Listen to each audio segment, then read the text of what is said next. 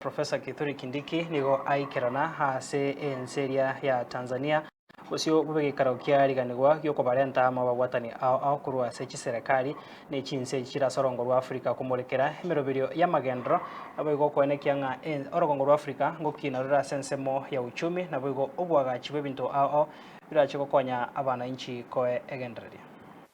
The matter before us is how can Africa build energy infrastructure, including LNG infrastructure, at a scale and pace which is commensurate with our state of development today and where we want to go tomorrow. And therefore, we have a dual responsibility of making sure that we provide access to reliable, affordable energy, while at the same time having low emissions of in terms of environmental protection. It is therefore possible to utilize the significant resources that Africa has, including LNG resources, if we collaborate with one another. Just to give an example of the power evacuation program that we are running between Ethiopia, Kenya, and Tanzania.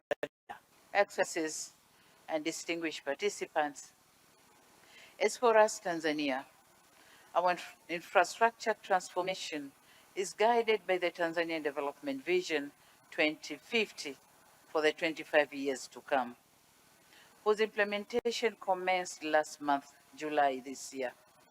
The vision spells out our ambition to build a competitive, industrialized, and inclusive economy driven by innovation, human capital, sustainable development, and modern infrastructure.